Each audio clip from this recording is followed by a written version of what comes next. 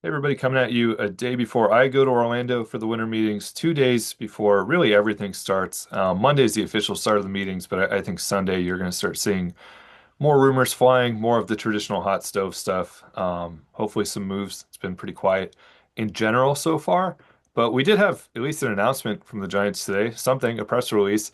Three moves in their front office. Paul Bien, who has been in charge of analytics for a few years, he has been with them since 2012. He got promoted. He is now one of Buster Posey's assistant GMs.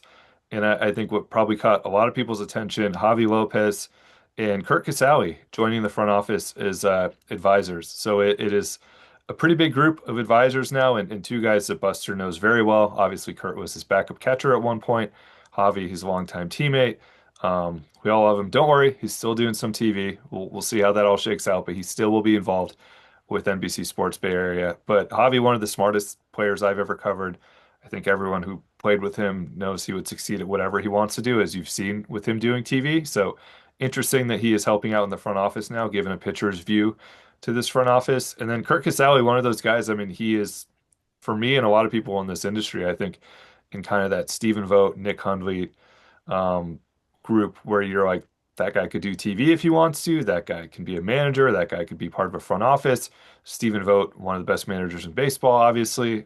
Nick Hundley had a chance to be the Giants manager. He's sticking with his front office role in Texas, but there's more ahead of him. And I think Curt Casali's headed down that path as well. Just a very, very popular guy in the clubhouse in the years he spent here. Parts of 3 seasons in San Francisco. So not a surprise that he is somebody who has joined Buster as well. I think he has a bright future, and Buster obviously wanted that to start in San Francisco.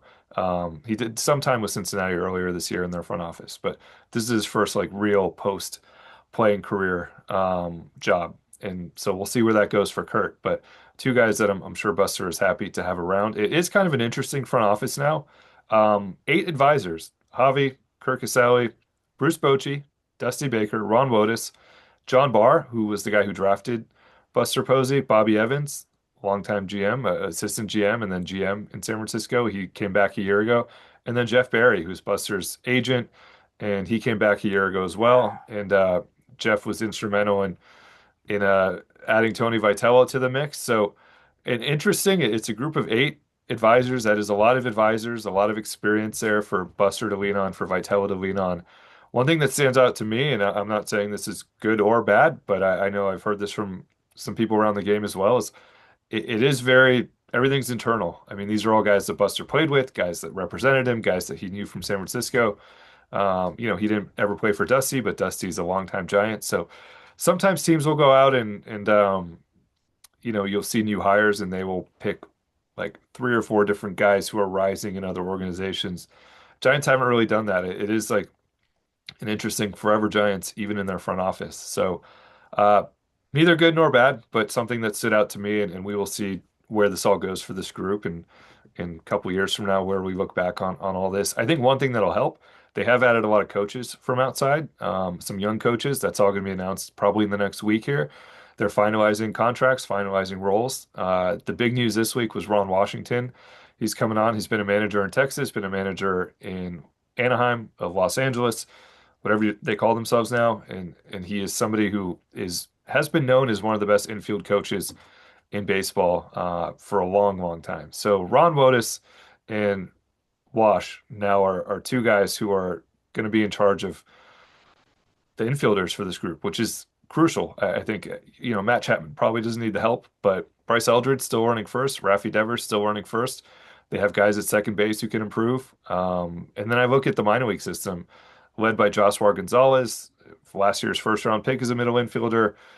Bryce is still a top prospect. So I think four of their top five prospects on most lists are infielders. And those guys will all benefit from being in camp with Wash and Woe and having their eyes around. And I think the other thing here that stands out, it's a former manager. And Tony Vitello has no experience in professional baseball. He is now surrounded by Washington, Wotus, Baker, Bochy, and then Jace Tingler, who's going to be on his staff, is a longtime friend of his, and he has experience as a big league manager as well. So a lot of experience in the room, which was necessary. And then they did hire some other young coaches who will be announced in the next week to fill out that staff. An interesting staff.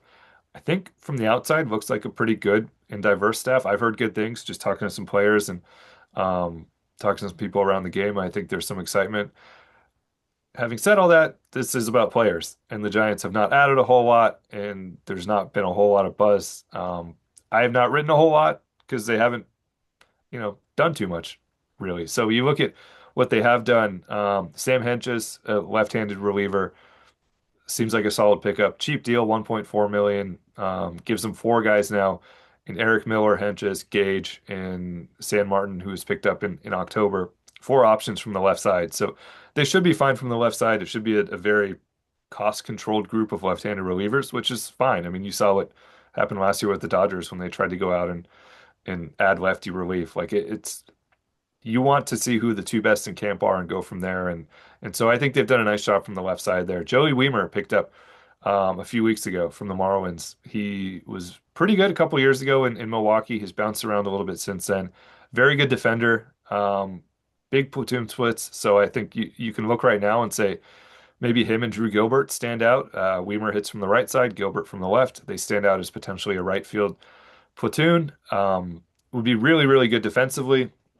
You're taking a risk there at the plate. So we'll see if the Giants are able to upgrade there uh, at the winter meetings or afterwards. But they have set themselves up. I think they have kind of the periphery pieces where you look at the holes and you go second base, right field, backup catcher, left-handed relief, right-handed relief. These holes that they filled some of those cracks. The important thing here, though, is they haven't gotten their starter yet. And they still, I think, need two starters. Probably need to get three guys who can start games for them or be in that mix. Like get two starters and then get the long relief type, like the Jacob Junis type, that type of person, that type of player. The Yusmeiro Petit, I think they need that as well, that experience. So we'll see what they're able to do. I've heard the same thing that was reported by Andrew Baggerly that Tetsuya Imai is almost certainly not in the cards here. Just it's going to get to a number that they're not comfortable with. And they made that very clear. One thing that's been interesting to me is like all the rumors, and Greg Johnson said it. He told John Shea of the San Francisco Standard about 6 weeks ago, flat out told him, like, we're not big fans of the nine-figure deals for starting pitchers. That's been something I've heard for years. It's something obviously they haven't done a lot of recently, and they've shied away from these guys, and they've preferred the smaller deals and the smaller contracts, the trades, the 1 year contracts, 2 year contracts. So it's just kind of their preference. We'll see if they are forced into changing that this winter. If there's not enough trade options, if Peralta doesn't become available, the Twins guys, if those guys aren't out there, the Royals guys, Royals seem like a great trade partner potentially for them.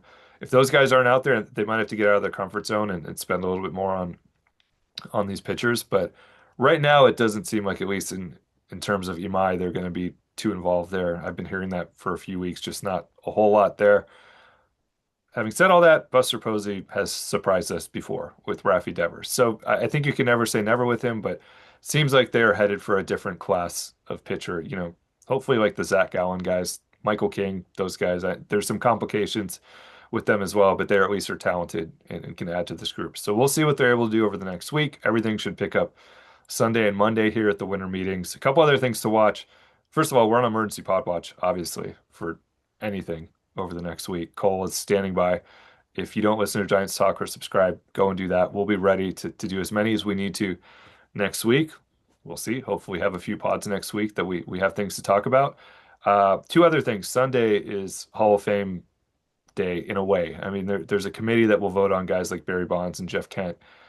Not a whole lot of optimism, but again, a chance that Barry Bonds, maybe something happens in that room. I think it's like 16 people. Maybe something happens in there that we don't expect. And there's some news on Sunday. And they finally do what my friends in the Baseball Writers Association should have done a long time ago. But I don't think there's a lot of optimism that'll happen. The more interesting one for me is Dwayne Kuiper is on the ballot as well to win the Ford C. Frick Award. He's been nominated quite a few times over the years. I think a lot of people want to see him and Curt go in together. The Hall doesn't do that anymore. They did it the first year they let two guys in, but they prefer not to do that. And as much as we go like those guys are a pair, a lot of other franchises feel the same way. So the Hall doesn't necessarily want to constantly be putting two guys in together. But Dwayne Kuiper is on the ballot. It's 10 people.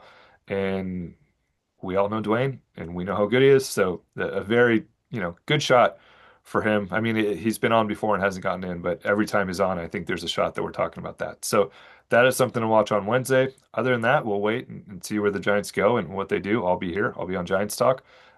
Thanks for watching.